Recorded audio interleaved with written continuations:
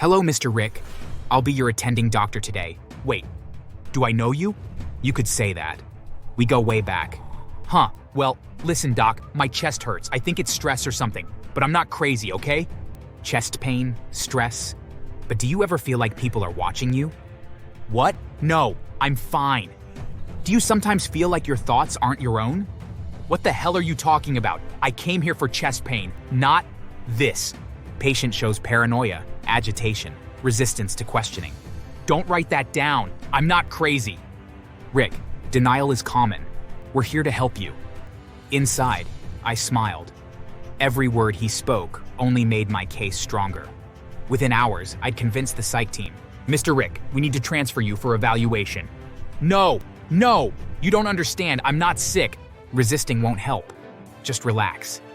They sedated him, strapped him to the gurney, wheeled him away just like I had once been pushed around by his cruelty. They say time heals all wounds. That's a lie. Some wounds don't heal. They fester. They sit in the back of your mind like a splinter, waiting for the day you can dig it out. For me, that day came on a humid Thursday morning in the ER when a patient walked through the hospital doors. I was on shift, my coat wrinkled, my stethoscope hanging around my neck. The morning had been calm. One sprained ankle, a couple of flu cases. Nothing extraordinary. Then the doors slid open, and I froze. It was him, Rick, my childhood bully. He was older, heavier, his hairline retreating. But that face? That smirk, faint but still there? I knew it instantly. My chest tightened, and suddenly I was 14 again. The years fell away. What's up, Daniel? Think you're smarter than everyone because you read all those books? Just leave me alone, Rick. Nah, can't do that. You're too much fun. He snatched my glasses, held them high while I jumped, and then snapped them clean in half. Oops. Guess you'll have to walk into walls for the rest of the day. 4 eyes? The hallway erupted with laughter. I blinked through tears as the world blurred into cruel shadows. One day in school, we were supposed to be conducting an experiment. I'd carefully set up the Bunsen burner. Hey, Daniel, what happens if I do this? He twisted the gas valve all the way and struck a match. A huge flame whooshed upward.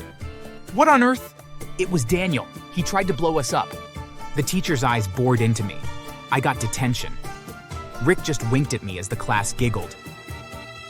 Another day, I was tying my shoes after gym class when Rick and 2 friends cornered me. So Daniel, heard your mom works nights at the diner. Must suck, huh? Bet she's serving fries while I'm serving you a beating. He shoved me into the shower stalls, turned the icy water on, and walked out laughing while my clothes soaked through.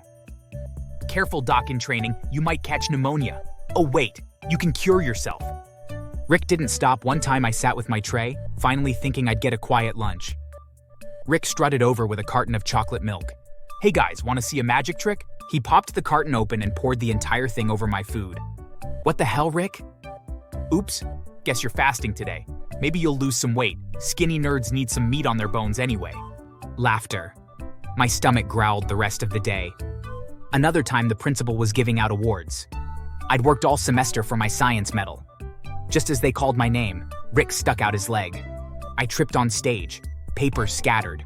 The entire gym roared with laughter. Nice fall, Einstein. I picked myself up, face red hot, my medal suddenly worthless. All those moments slammed into me the second Rick walked in. The humiliation, the helplessness, the years of being his punching bag. But now I wasn't a scared kid. I was a doctor, and he was my patient.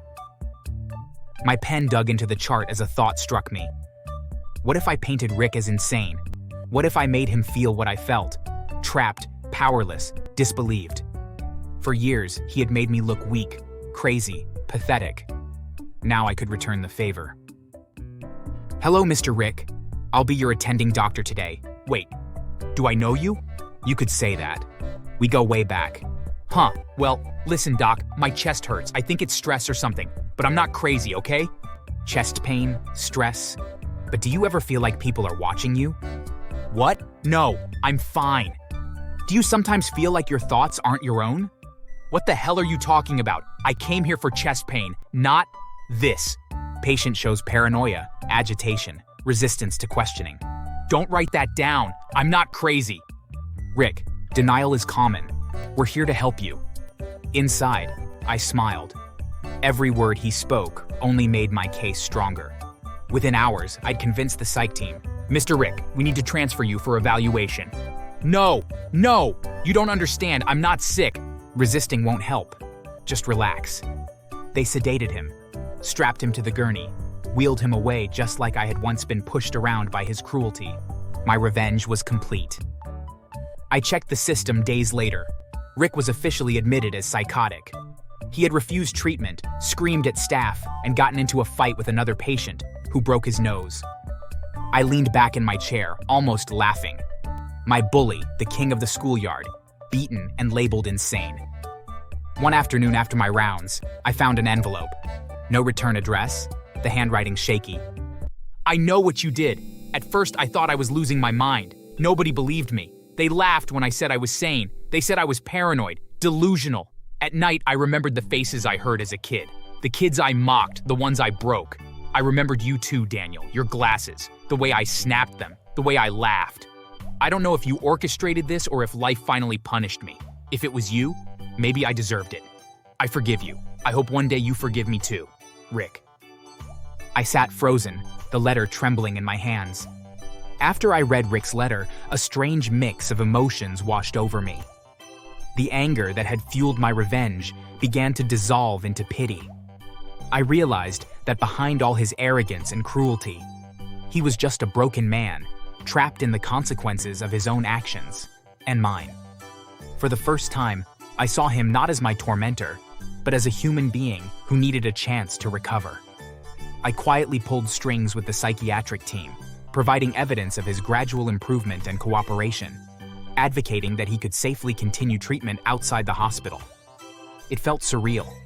After all I had done, I was now helping the very person I had deliberately sent there, giving him a sliver of freedom and a chance to rebuild his life. I wanted him broken. I wanted him trapped like he trapped me. And I did it. But why doesn't it feel like victory? I thought revenge would taste sweet. Instead, it felt like ash. He had been my tormentor, my nightmare. But his forgiveness, it disarmed me. Maybe Rick really was sorry. Maybe not. Either way, I had gotten my revenge.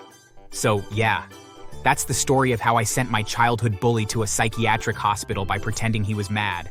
Don't bully nerds, folks. We grow up, we get degrees, and sometimes we get even. I leaned closer, lowering my voice. Anyway, if you enjoyed this story, smash that like button, subscribe to the channel, and hey, share it with your old classmates. Who knows, maybe your bully's watching right now.